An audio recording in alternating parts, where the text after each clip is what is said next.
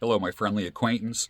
You know one of my slogans. Hello, my friendly acquaintance. You know that one of my slogans, my motto, is to read to people that you love. And with the men that I work with, I try to help you with masculinity issues and manhood issues and issues of confidence. And one of the things that you can do is read masculine literature. One of the things I want to read to you this morning is chapter 1 of a great masculine book. We miss great masculine writing in this day and age. It doesn't exist anymore, does it? You can't even find good masculine stuff on YouTube or anywhere else anymore. Today I'm going to be reading to you chapter 1 from a book that I read in, well, I'll tell you what, I got it in 1970. Well, I got it in 1975. The copyright is 1975, and this whole Jason Stryker series is amazing. So allow me to read to you, and if you like it, I will do chapter 2 under separate videos, chapter 2, chapter 3, chapter 4, that kind of thing. Today we are reading Ninja's Revenge, and it's Jason Stryker, master of the martial arts. Very, very politically incorrect today. Jason Stryker. And you see all these like broken bodies around him. A guy attacking him with a chain, which is a joke because Jason Stryker can handle anything. So let's start with the beginning of Ninja's Revenge. And total there is, let's see,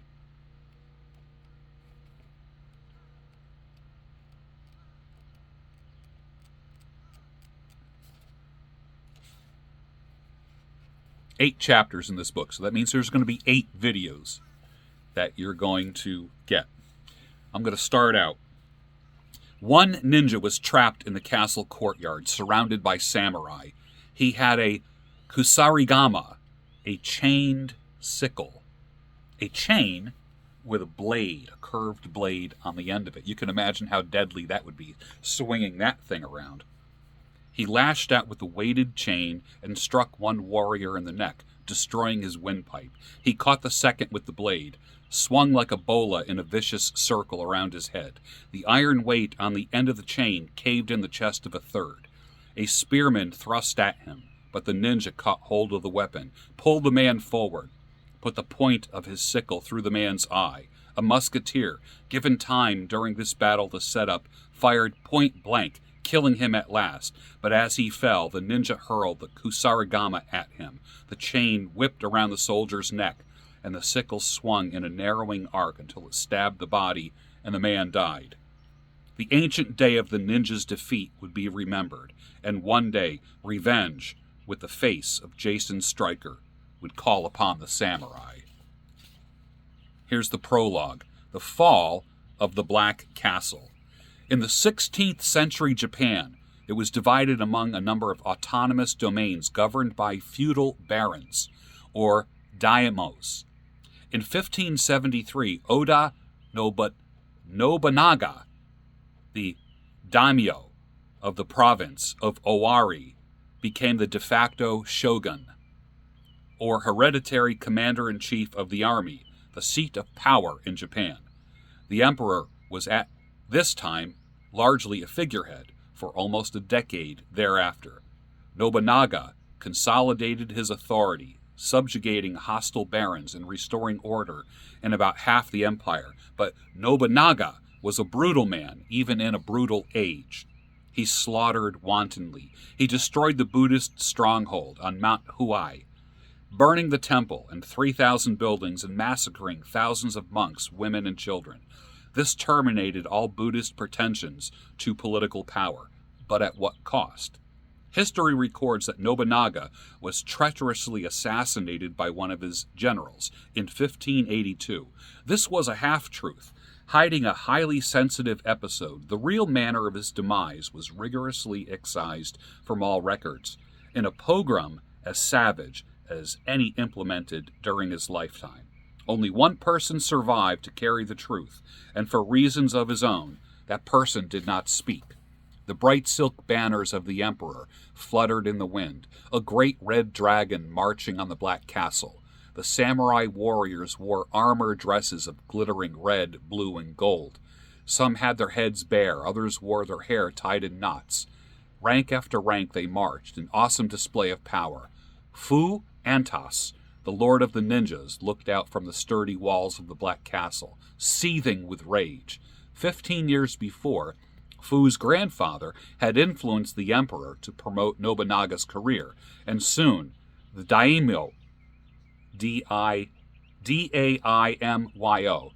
daimyo, had become the most powerful man in Japan. Fu's grandfather had continued with valuable aid and advice until his mysterious illness and death 2 years before. Fu's father, also a gifted ninja leader, had spoken darkly of the poison smeared on the apples of the old man's private orchard, but the source of that treachery was unknown. The ninja who had performed the deed had committed seppuku, ritual suicide, before he could be interrogated, but surely some outside force had motivated him. Fu's father had pursued the quest for information with extraordinary diligence right to the emperor's palace itself, where he died, suddenly, in what was said to be a most unfortunate hunting accident. Fu Antos, barely 20 years old when he assumed the lordship of the Black Castle, was in many ways the most gifted ninja of them all. He required no further warnings. Someone highly placed was systematically eliminating the ninja leadership, and he was likely to be next. He dismissed all personal and questionable loyalty and prepared his defenses of the castle with exceeding care. And he waited. Now the enemy had manifested openly. The shogun himself, Fu Antos, had harbored suspicions, but the confirmation was a shock. Nobunaga tolerated no rival source of power in all of Japan, especially, it seemed, that to which he was beholden. Fu Antos was a young giant, drilled in the most sinister arts of warfare and adept at techniques unknown by normal men. Since the age of 5, he trained rigorously and still spent many hours a day perfecting his discipline. His ninjas were as devastating in man-to-man combat as any soldiers ever seen. In fact, the average soldier had an almost supernatural fear of the ninjas, with good reason. Nobunaga was, it seemed, a skeptic. He had years of ninja advice and assumed he knew it all. He thought to eradicate the last of the line by this direct assault. But he would have a harsh education. The siege was horrendous. The numerical strength of the ninjas was small, while the shogun's army was the mightiest ever massed in that period of Japan's history. But the Black Castle was virtually impregnable. It was a fortress, and the ninjas were the most skilled siege and anti-siege artists known. Nobunaga was the first in Japan to appreciate the value of firearms. He had a corps of musketmen using the new Portuguese imported weapons, but the muskets were cumbersome, heavy, each requiring a long forked stick like a tripod to support the barrel, because it was impossible to hold it up by the arms alone. The warrior had to be strapped to the weapon to prevent the recoil from sending him tumbling. Embossed in gold and silver filigree, the musket was more of a work of an art than a field weapon. It took a long time to set up.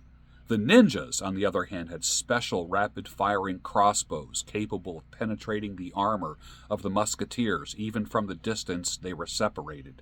They blanketed the sky with poisoned arrows. The slightest scratch was fatal. The ninja archers were protected by special leather shields erected on frames so that the musket balls did very little damage. And they could shoot their missiles high into the air like mortar shells, negating the shields of the enemy. There would come a day when firearms were more effective than bows and crossbows, but not in this century.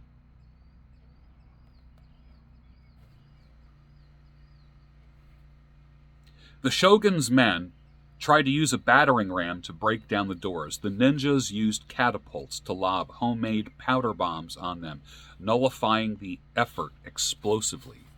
Nobunaga directed the construction of a mighty siege engine, a tower as tall as the wall, shielded from fire arrows and bombs. It was on stout wheels and capable of carrying enough soldiers to hold a beachhead on the ramparts. But the ninjas made a night foray and planted a cache of gunpowder within it, blowing it to pieces. The soldiers tried to tunnel under the wall, but the castle was built atop a mountain. The foundation sunk into the bedrock in all but a few secret places, impervious to any tunneling that would be accomplished within a year. The shogun had many troops. He tried a human sea tactic, heedless of the great numbers lost, so long as some few got through to scale the walls and open the way. But only a few paths were available up the mountain, and above those were perched huge boulders, readily tipped to roll crushingly down. The vibrations of their irresistible descent set off small avalanches that further decimated the attackers. There were also pits that were cunningly concealed with poisonous stakes mounted in the bottom. Only a supremely cautious approach could negate these traps, and caution was impossible under the gaze of the ninja archers. But for those who did win through to the base of the walls, scrambling over the corpses of their companions, a special treat had been prepared. A tremendous wooden vat filled with human excrement, dead animals, scraps of spoiled food, garbage, manure, and organic refuse. It had been stewed in urine for several weeks until it simmered with its own heat of decomposition and bubbled gases from its mass. This was poured on the heads of the soldiers, and streams of foul-smelling, slurry mixture coated everything with a nauseous slime, the walls, the ground, and the men. The soldiers fled in disgust and panic, as experience had shown them the slightest wound, or the most minor cut or scrape and break in the skin would become infested. Soon it festered, blood poisoning developed, and the sequence terminated in the most painful, bloated death, the retreating men hardly welcomed by their cleaner comrades. A cavalry charge was met by two giant bears, suddenly uncaged. The bears rose high on their hind feet, swiping at the soldiers, panicking the horses, who reared and threw their riders. The bears were finally killed by archers from a distance, but the carnage had been terrible. The ninjas also loosed fierce dogs upon the enemy camp at night to rove among the sleeping men, tearing out throats. Deadly vipers slithered into the tents, striking at will, almost impossible to locate and kill. Hundreds of ferrets scurried through, lighted firebrands tied to their tails, igniting the hundreds of structures and wreaking havoc throughout the camps. Nevertheless, the samurais persevered, for they were the ultimate dedicated soldiers. They threw ladders up against the wall and scaled them, but they were met at the top by the naginata, a kind of sword attached to the end of a pole. 5 to 9 feet long, vicious slashing arcs cleaned the troops off the ladders before they could get close enough to fight back with their swords. And so the siege settled down to weeks and months. The Black Castle could not be taken by storm. Its walls were too strong, and its defenders too valiant and clever. But it could not hold out forever. The castle water supply was secure, as it came from deep wells within the walled enclosure. In fact, it was the shogun's troops who suffered from thirst, for the few springs down the mountain had been poisoned, and water had to be hauled from a distance. Fuantos had seen to a large food supply of grain and tubers, enough to sustain his personnel for a full year. There were gardens within the walls to grow fresh vegetables and greatly extend the stores. But there was one weapon against the Black Castle was not quite proof to this Nobunaga last resorted: treachery. Months before, in anticipation of this need, Nobunaga had sent a spy to contact the beautiful concubine of Fuantos, Mitsuko. It was delicately suggested to her that the shogun himself had conceived a certain passion for her beauty and wit, and she would ever be in need. She would find a most royal welcome at his splendid palace. She would have luxury far beyond any possible expectation of the rigorous ninja life. But the time was not yet, for the shogun did not wish to precipitate dissent in the loyal ally such as Fuantos. In the intervening time, this suggestion had worked its indelicate magic on the girl's luxury-loving mind, abetted by tokens of extraordinary value and luster. The last was a gold signet ring containing an artfully broken portion of jade.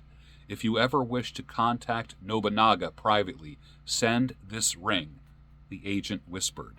The other half of the jewel is set into the ring on the finger of the shogun himself. There is no other perfect match. Even as these jewels must be united to be perfect, so must their owners be, in proper time. Now faced with the increasing hardship of the siege, and rebuffed by the hard-driving ascetic ways of her ninja lord, Mitsuko made her decision. She sent the ring out of the Black Castle by a secret route that only Fu Antos' inner circle knew. Soon the betrayal was complete.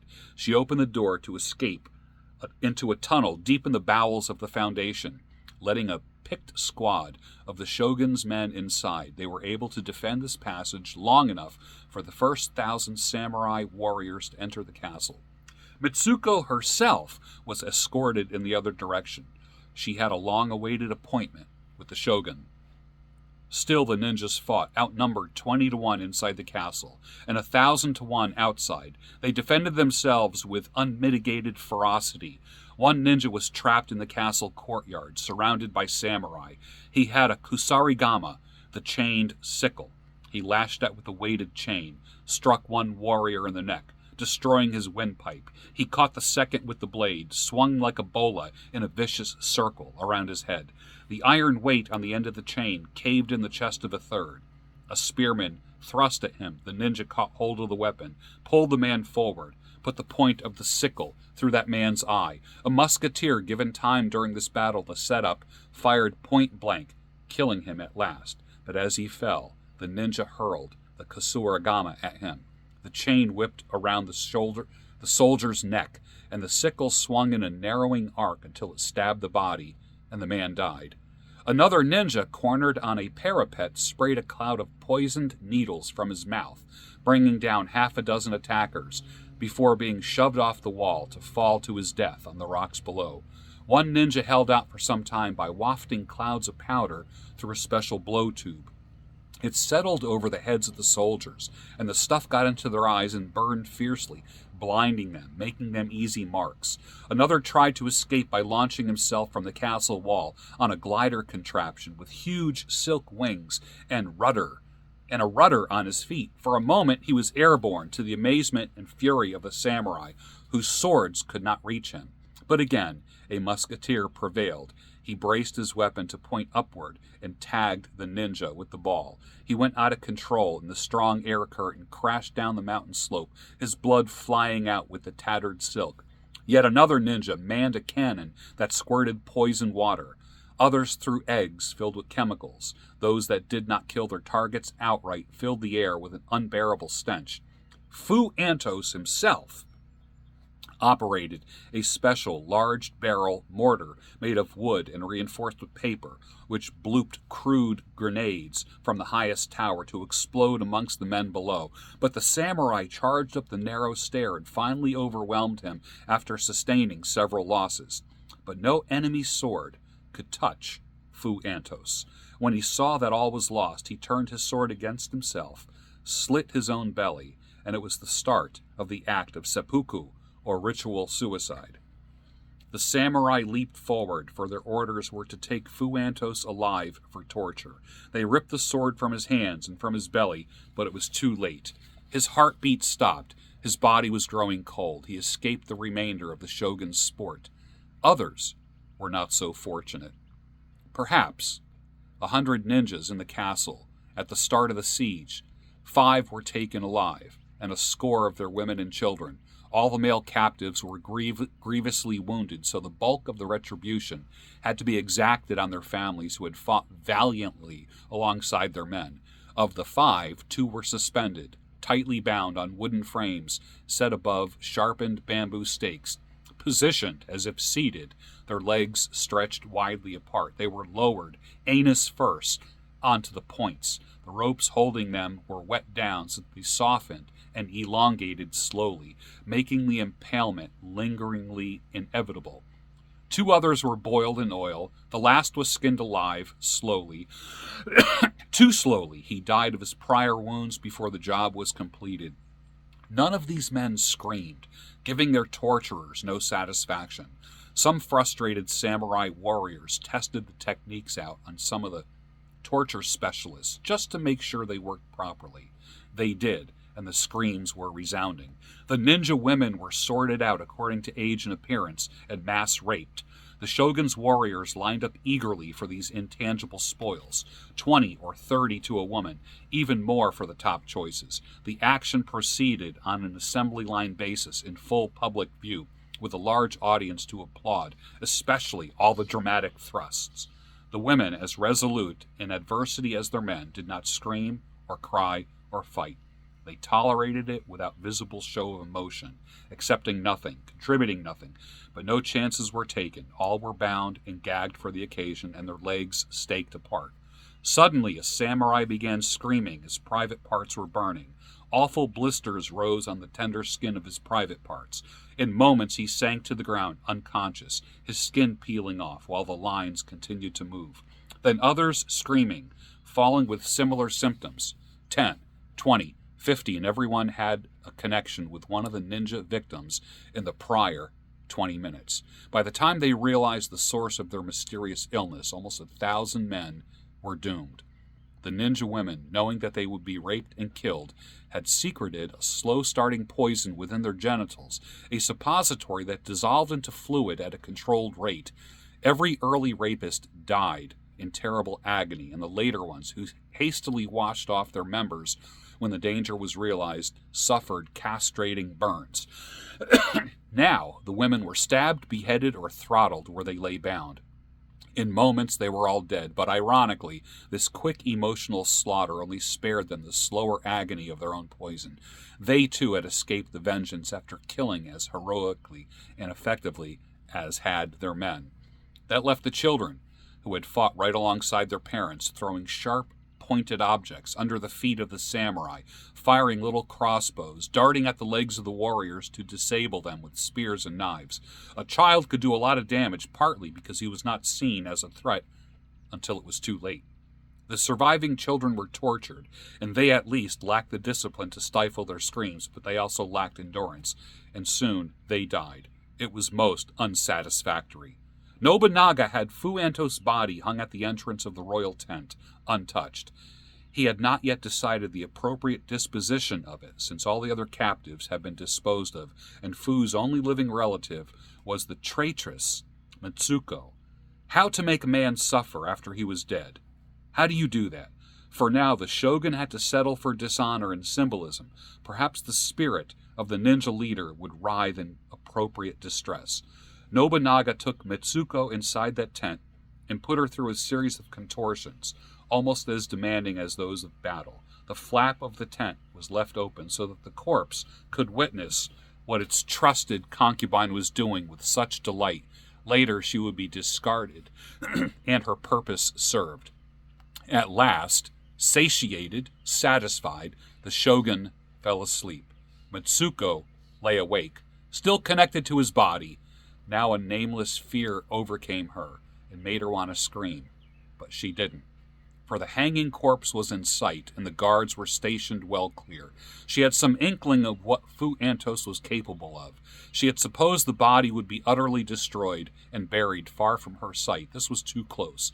She thought she heard something or saw something. Was it just the wind stirring the dead man, or was it his ghost coming back to haunt her? In the chill of the night, the seeming corpse of Fu-Antos quivered. The gaping, bloody wound in his belly closed up. His heartbeat resumed. His body heat developed and came back. For the ninja master was not dead. Through his secret studies, he had learned the art of temporary, suspended animation. He could control his internal functions, stop bleeding from an open wound by act of will, and slow his heartbeat to the point of undetectability. Thus he had feigned death after making his self-inflicted wound, in which his blade had carefully avoided vital organs. He had permitted just enough blood to flow to make it realistic. Now he was free, in the presence of the shogun, inside the ring of the samurai guards, after hours of listening. A contortion, and Fu-Antos became free of his bindings. He flexed his muscles, restoring his flesh to serviceability. Then, like a reanimated corpse, he stalked into the tent. Mitsuko's wideningly staring eyes met his, and with a hypnotic gesture, he silenced her and froze her in place so that she would not even wake Nobunaga. Still clasped in her lover's arms, she watched, terrified. The shogun laid snoring. For a moment, Fuantos gazed upon him. Then he took up the shogun's own katana sword and lifted it high. One cut would sever them both, making the 4 parts of 2. But he hesitated. This lacked artistry.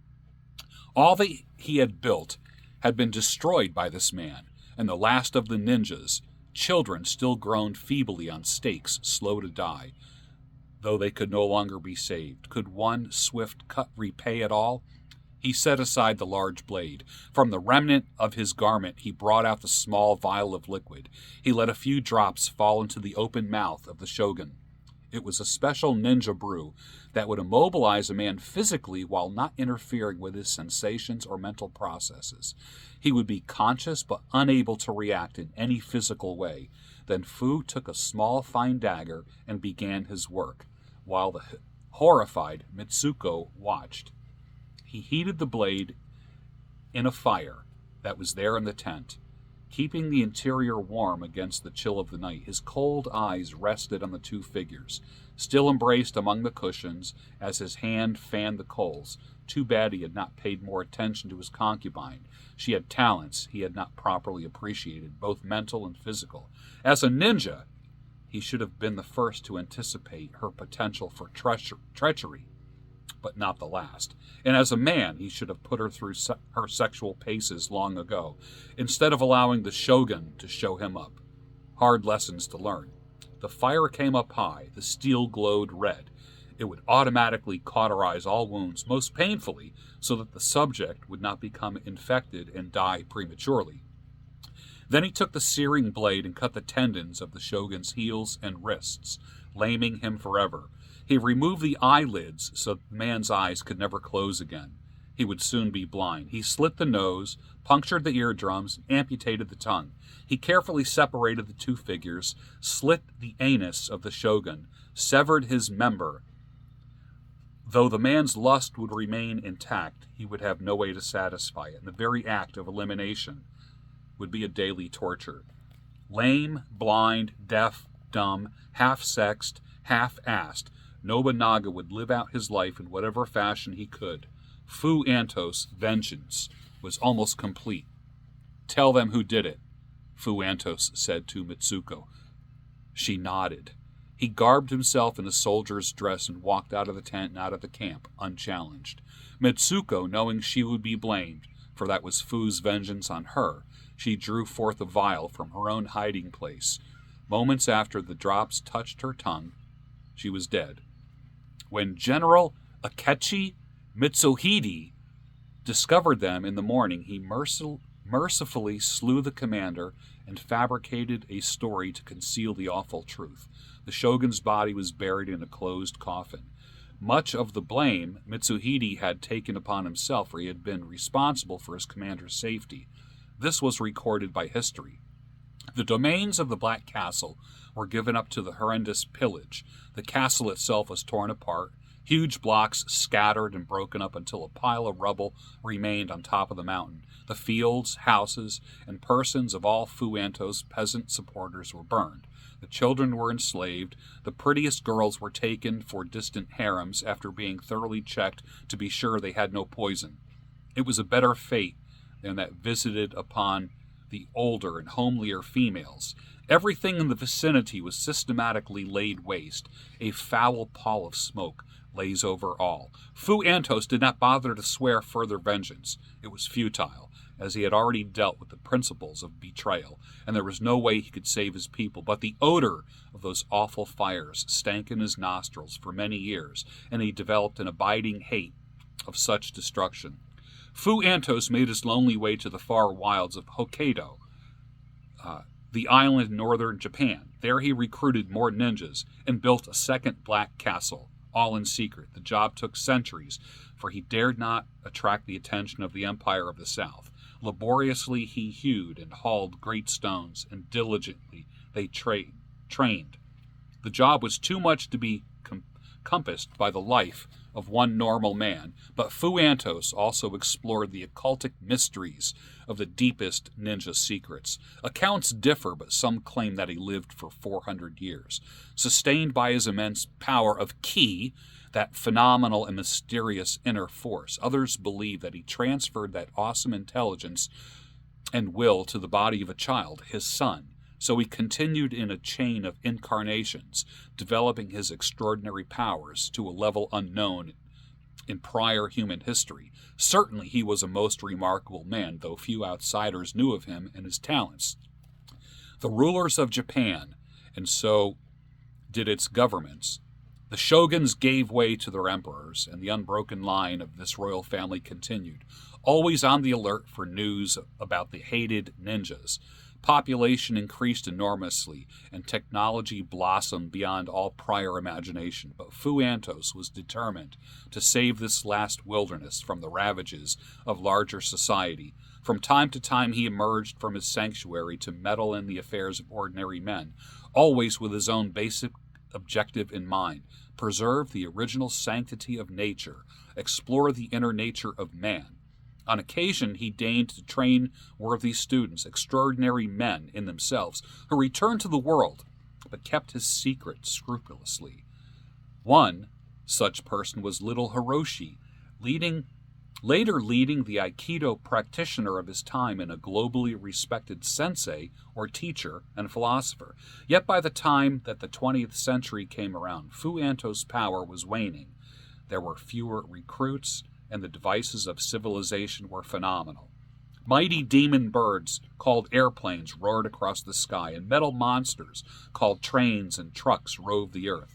Fu Antos himself was aging, trapped in a decrepit, aging body. His few remaining ninjas, afraid of his continuing ambitions, refused to enact the transfer of his sentence to his prepared child body. That son he had begotten in his only amorous liaison of the century was the sole purpose of that liaison. The woman soon forgotten, and they prevented assistance from the outside. They could not touch him personally because of his powerful ki, and they were loyal in their fashion. They simply did not understand his needs and waited patiently for his eventual death. He was in dire straits. Into this situation came a foreigner. His name was Jason Stryker, an American martial arts instructor. Yet, Fu Antos made use of even less likely tools in the past. That's the prologue. Chapter 1, called Hiroshi. The little man entered the post office and looked about. He was in his 60s, oriental, with a small wispy white beard and scraggly white locks blowing around his head.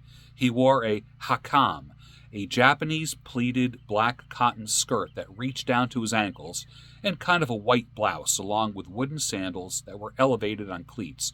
This was common garb in his own country. It seemed out of place in America only because of his advanced age. He carried an envelope in his hand. He looked about, then spied the window for stamps. He smiled, and went to the stand at the rear of the line. In a moment, a woman joined the line behind him. He glanced over his shoulder. She was taller than him. She barely stood 5 feet tall and was barely 100 pounds. "Say, mister," she said. Her voice had the city twang, able to penetrate the constant noise pollution. He turned to face her. "Hiroshi, Japan. A pleasure to meet you." And he made a little bow. Disgruntled by this unexpected courtesy, she pointed to his envelope. "You can't mail that. You forgot the zip code." Hiroshi's brow furrowed. "Zip code?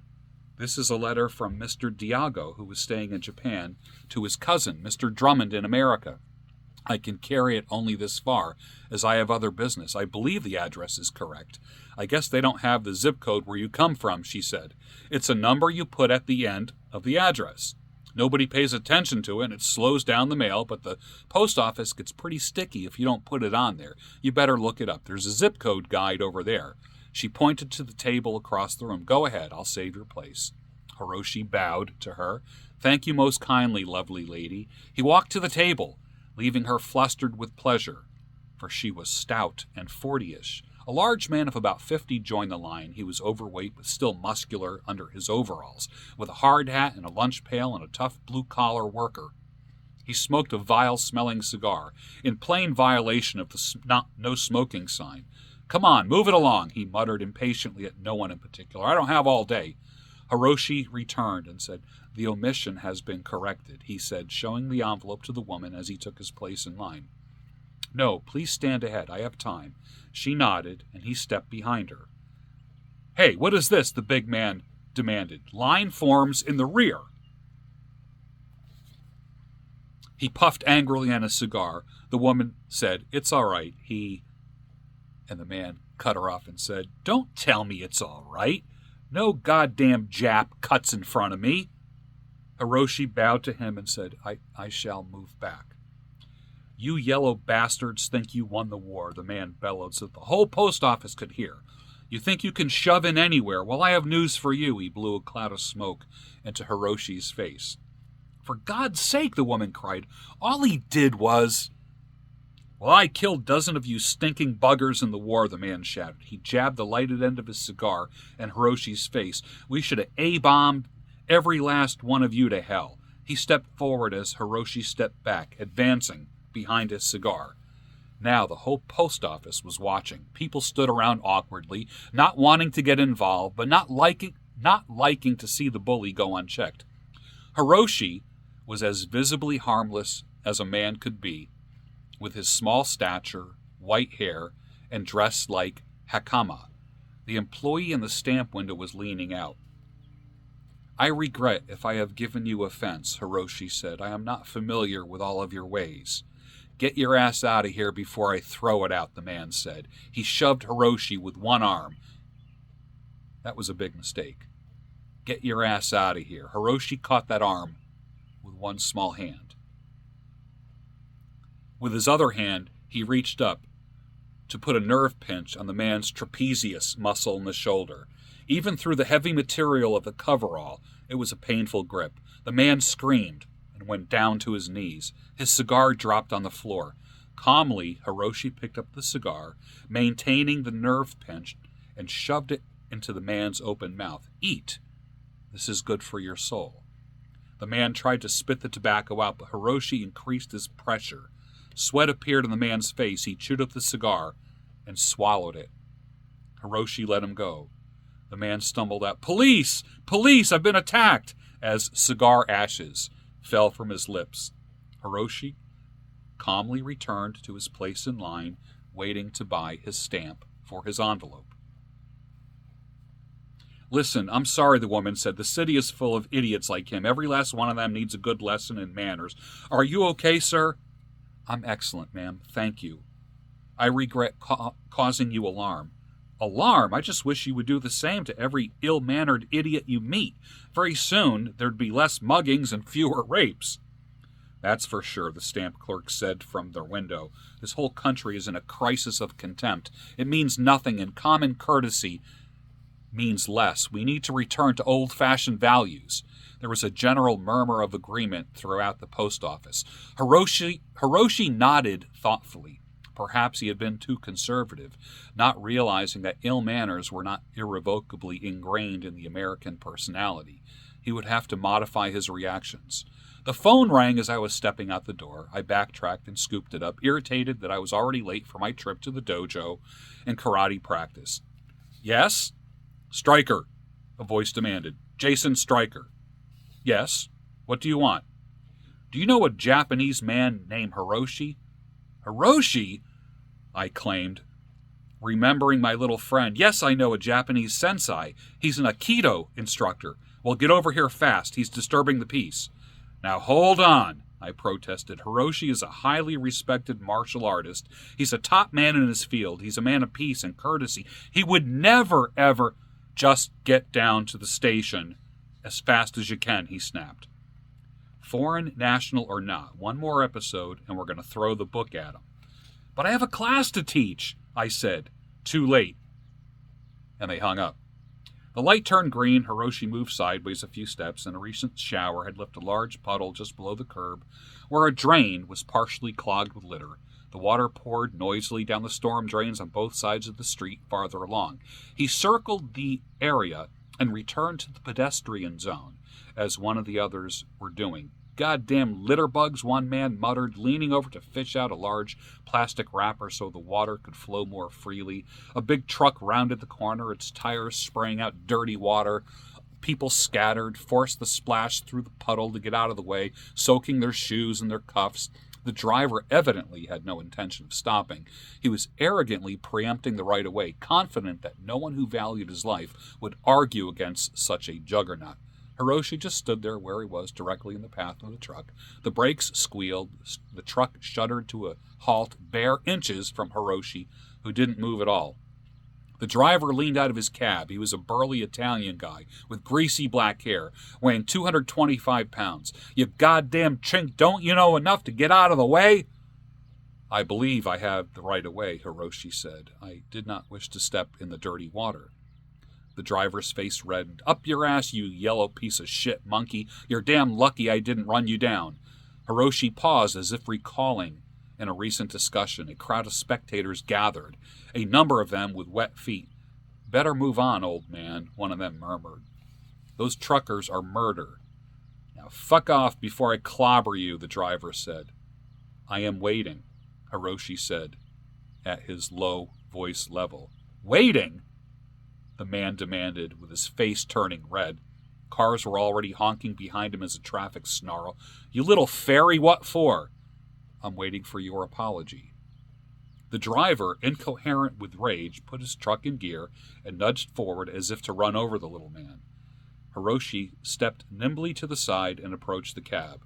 The driver opened the door partway and brandished a tire iron threateningly, as though to bash Hiroshi in passing. There was a murmur of alarm through the crowd. Hiroshi jumped near, caught the descending arm, and pulled the man out of the cab. So skillful was the sensei's motion that the driver stumbled all the way across the street, almost bowling over to the backpedaling spectators, and finally fell to skid on his face into the dirty water that was flowing into the gutter. The truck, meanwhile, rolled on. It ground over the curb and lodged against the fire hydrant, bending it over and breaking the pipe. A fountain of water jetted out, splashing against the truck and angling up all over the street and sidewalk. The crowd withdrew hastily as this new rain descended.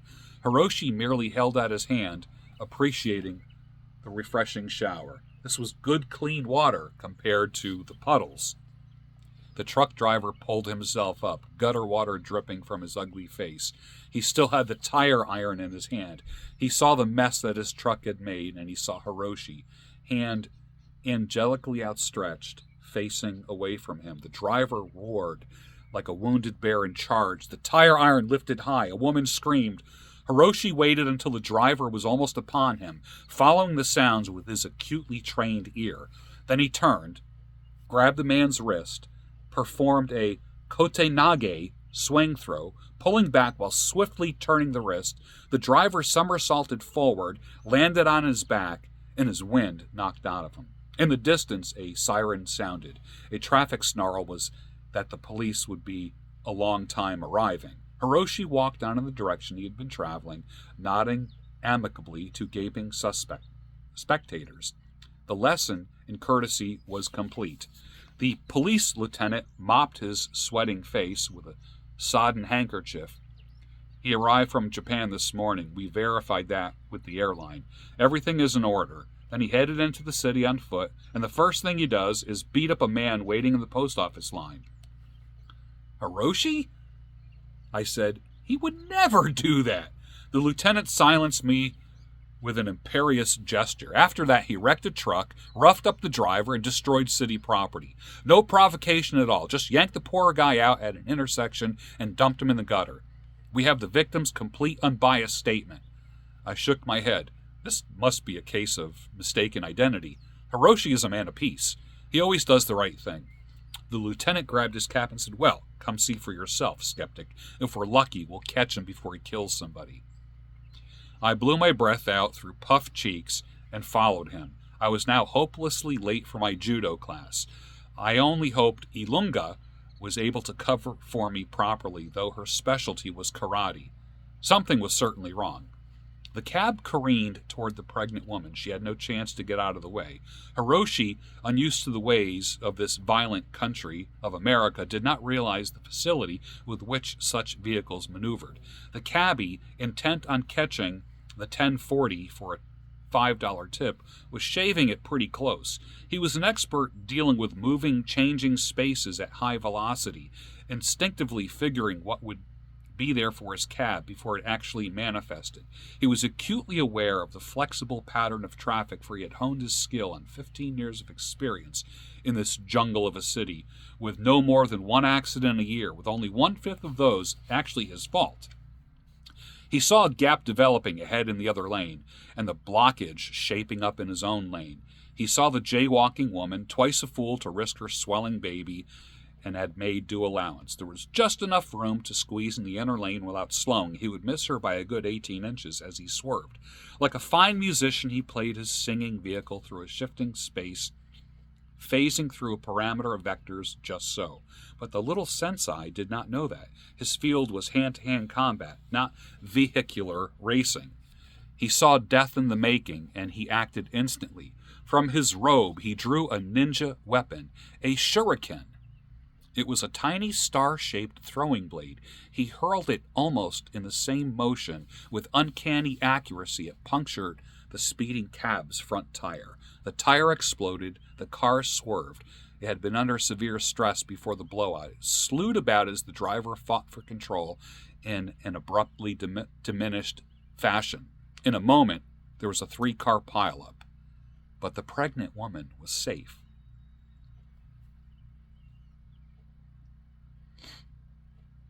She bawled as she stepped back and lost herself in the crowd. With surprising alacrity, 2 of the city's finest were on the scene. There he is! There he is! That's the one! They ignored the pileup, and with guns drawn, they converged on Hiroshi. They were both beefy cops, red-faced Irish with an aggregate of 35 years of experience on the force. They knew their business.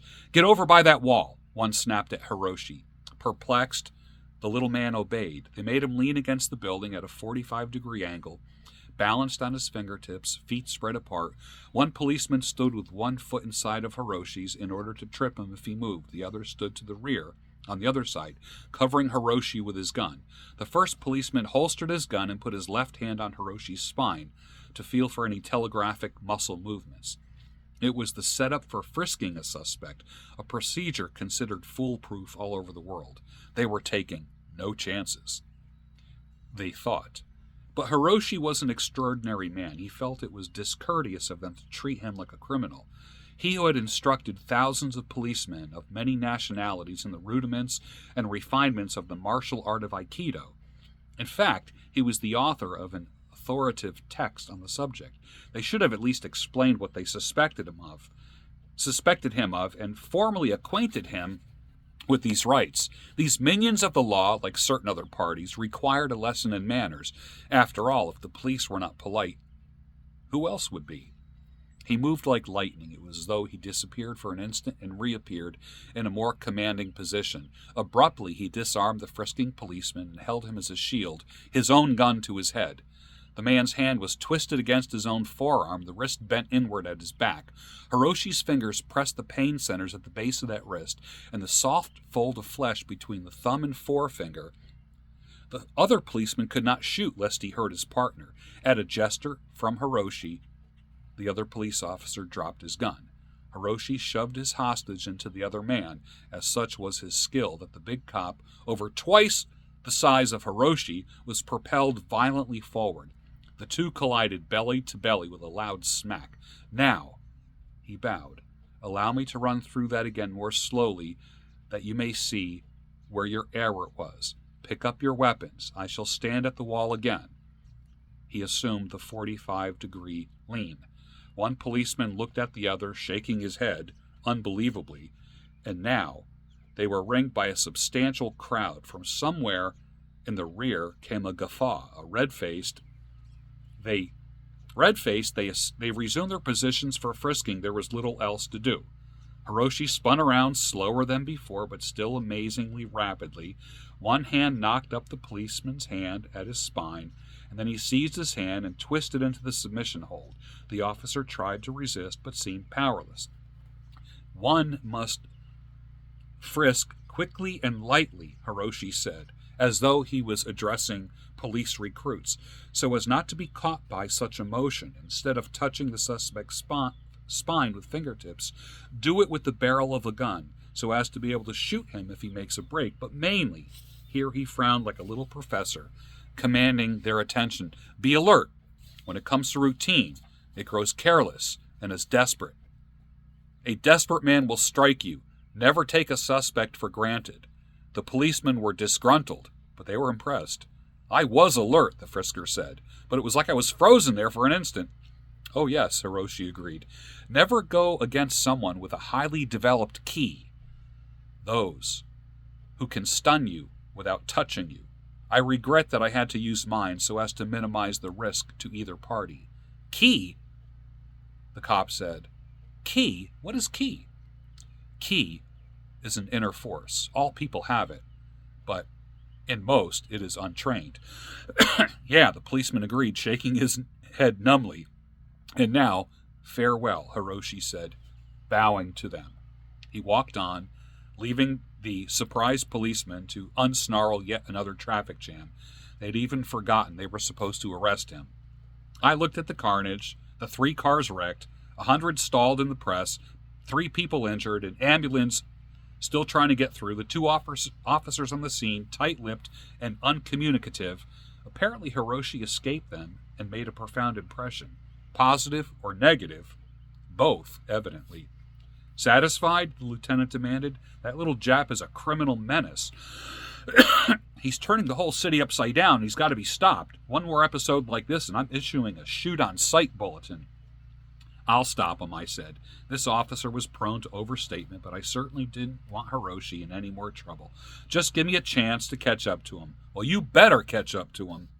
I ran down the street, foraging through the people. Quite a number of people were snickering, which was incongruous. Just what had Hiroshi done to spread such simultaneous carnage and goodwill? Such mischief was hardly like him. I was now certain it was Hiroshi. All descriptions tallied. No one else was capable of the deeds he seemed to have done. The police called me because I had many worldwide martial arts contacts, but he was obviously a martial artist. Simplistic logic, but valid in this case. It was just as well that they had. I had to catch him and stop him before someone really did get killed. Hiroshi entered the dojo, the judo and karate practice hall. The students were doing uchi komis, or one-to-one practice drill. They were trying the same isolated movement again and again as to perfect it. And there's no easy way to perfection. A tall black woman with a broken nose and a remarkable figure was in charge, but she was having difficulties. Hiroshi's experienced eye took it in at a glance. She was a karateka, and this was a judo class. Karate is basically a system of unarmed striking, a deadly form of boxing, while judo consists primarily of throws and holds, like wrestling. She might be competent in her specialty, but was not properly equipped to instruct here. This was very evident. He approached her. "If you please, miss," the woman started, for he had come noisily.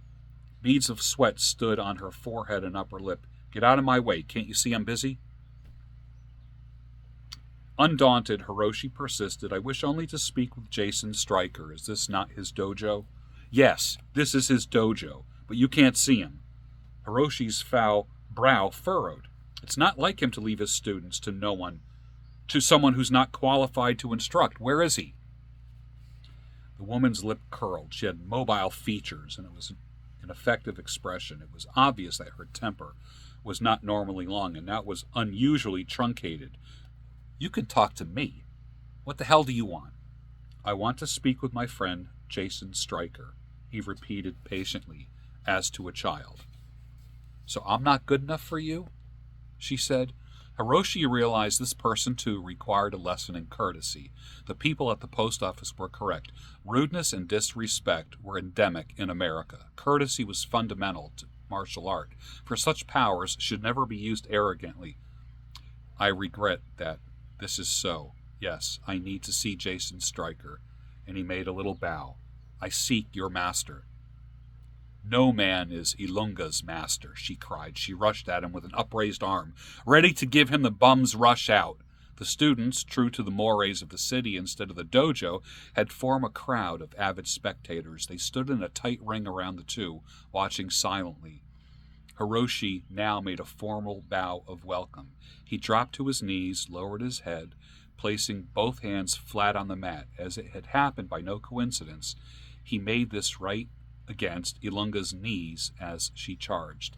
The momentum of her rush carried her right over his body. She flipped in the air, and sprawled on her back hard. A driblet of blood flowed from her nostril. Suddenly, Hiroshi was on his feet, leaning over her. His two hands touched the side of her head, putting pressure on the nerve centers behind her ears. It was a submission hold that had her powerless. The students watched, amazed. It is nothing, Hiroshi said, letting her go. She's very tired, and I will make it better. He gestured to the shaken woman. Kneel, please. Like a dazed tigress, she yielded reluctantly. Hiroshi made a little bow, and then made a terrific yell. Kaya! Ilunga jumped up, hands to her face. The blood was gone. Cold water, she said, like a current of cold water up my nose. The students saw something she could not. The nose also appeared straighter, as though the fall had somehow reset the cartilage. But that could have been a trick of lighting. Hiroshi nodded benignly. An excellent description, my dear. But where is my friend, Jason Stryker? We don't know, one of the students said. He's usually here on time. Something must have held him up. Very well, Hiroshi said, friendly. I will instruct your class until he returns. My specialty is Aikido, but a number of techniques overlap. While Ilunga sat on the mat amazed, he organized the class, proceeded to give authoritative instruction in judo, demonstrating throws and holds with unparalleled expertise. The trail led, of all places, straight to my own dojo. Hiroshi had been coming to see me the whole time. As I entered the door, I saw a surprisingly well-organized class in session, but Ilunga was not conducting it. Well, this was no wackier than the rest of the morning. Who had come to handle things unbidden in my absence? A little old Japanese man in a skirt. Hiroshi, what are you doing here?